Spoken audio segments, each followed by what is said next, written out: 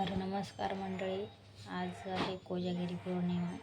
कोजागिरी पौर्णिमेच्या सर्वांना खूप खूप शुभेच्छा. आणि बघा अशी पूजा मांडणी करून घेतलेली आहे आपण.